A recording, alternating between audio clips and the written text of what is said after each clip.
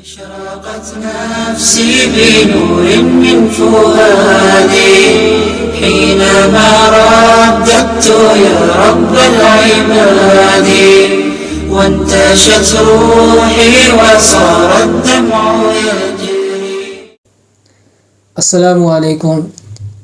آج کی ویڈیو میں ہم بات کریں گے صحابہ کرام رضوان اللہ علیہم اجمعین کی عظمت کے بارے میں کہ اللہ سبحانہ و تعالی نے قرآن مجید میں صحابہ کرام رضوان اللہ علیہم اجمعین کی جو شان اور عظمت بیان کی ہے، رضی اللہ عنہم و رضوا عنہ، اولئک هم المفلحون، اولئک هم الراشدون، اور ایسی بہت سی آیات ہیں جن میں صحابہ کرام رضوان اللہ علیہم اجمعین کو ان کی شان اور عظمت کو بیان کیا گیا ہے، اور یہ تمام آیات صحابہ کرام رضوان اللہ علیہم اجمعین کے حق اور سچ ہونے کی دلیل ہے.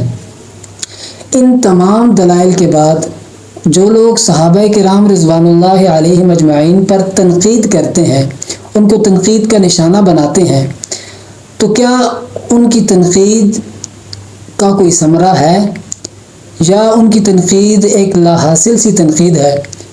ان کی تنقید کرنے کا مقصد اس کے سوا اور کچھ ہے کہ نہیں کہ امت کے اندر وہ ایک فتنہ پھیلا رہے ہیں، امت کو آپس میں لڑا رہے ہیں، امت کو ایک دوسرے سے توڑ رہے ہیں.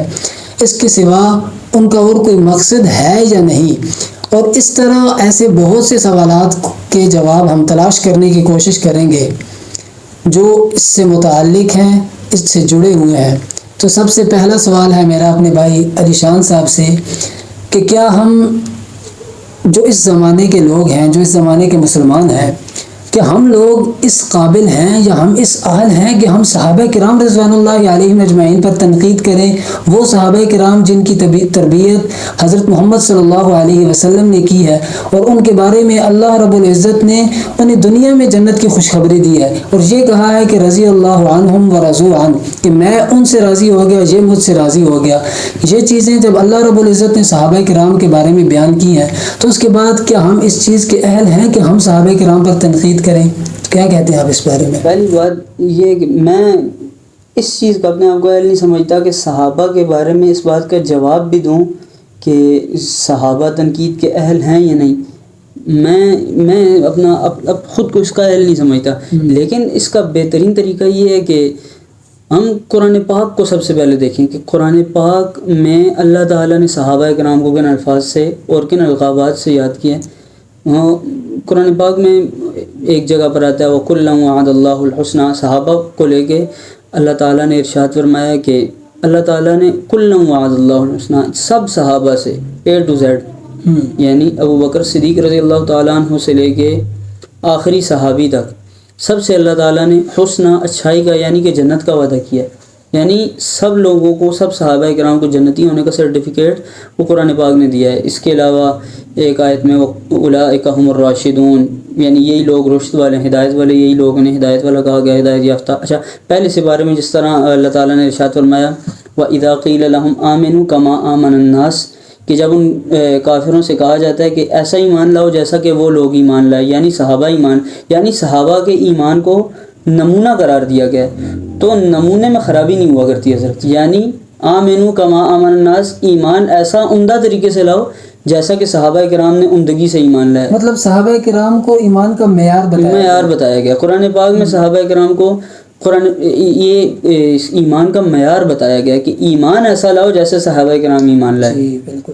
اچھا، اس کے بعد آیت رضی اللہ، سورہ مجادلہ میں آتا ہے رضی اللہ عنہم و رضوا عنہ، یعنی اللہ ان سے راضی ہو چکے صحابہ کرام سے، اور وہ اللہ سے راضی ہو چکے. یعنی اللہ تعالیٰ کی ذات، سب سے بڑی ذات، وہ ان سے راضی ہو چکی ہے. تو میرا کیا کام بنتا ہے صحابہ پر تنقید کرنے کا؟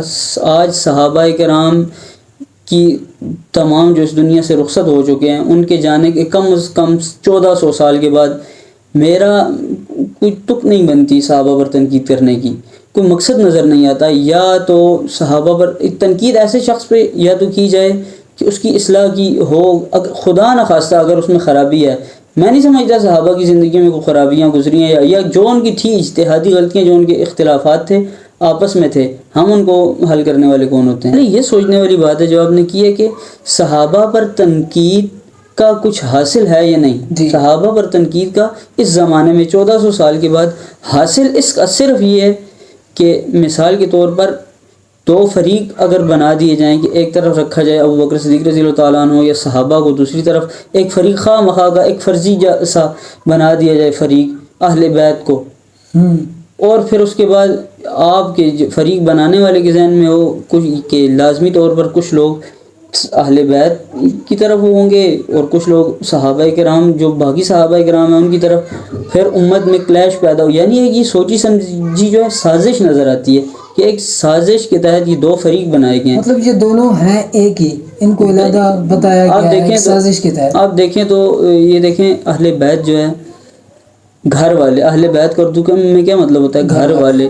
تو گھر والوں میں سب سے پہلے تو انسان کی بیویاں، نبی کریم صلی اللہ علیہ وسلم کی ازواج اگر گھر میں نہیں ہیں تو اور کون ہوگا گھر میں؟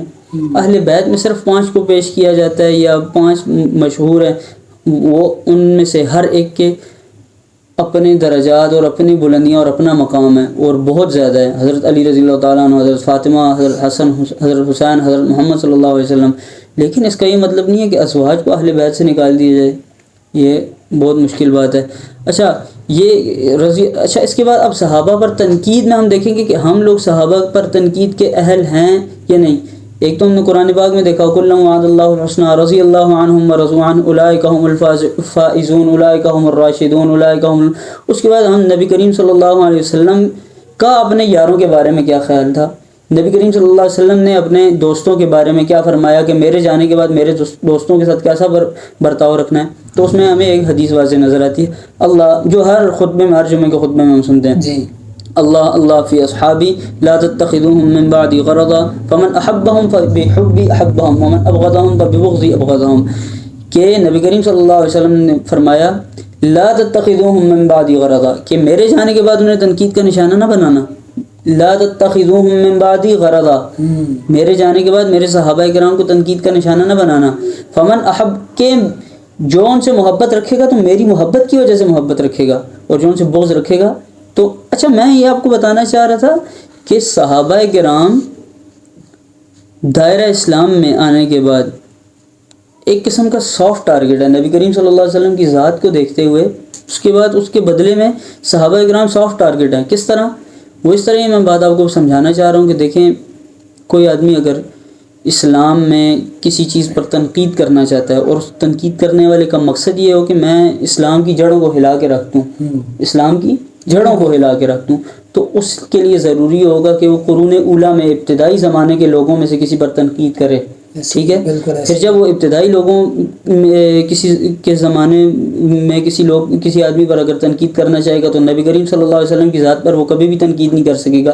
کہ مسلمان ہونے کے ناطے جب وہ نبی کریم صلی اللہ علیہ وسلم پر تنقید کرے گا تو ایک تو وہ دائرہ اسلام میں خود نہیں رہے گا، اور دوسرا کوئی آدمی اس کی تنقید سننے والا نہیں ہوگا، اس کی بات مانے گا نہیں. اس کے پاس کیا حل رہتا ہے کہ وہ صحابہ کرام رضوان اللہ تعالیٰ علیہم اجمعین کی جو ذات ہیں ان کے اوپر وہ کیچڑ اچھالے. تو اس حساب سے صحابہ کرام سافٹ ٹارگٹ بنتے ہیں کسی کی تنقید کے لیے نبی کریم صلی اللہ علیہ وسلم کی.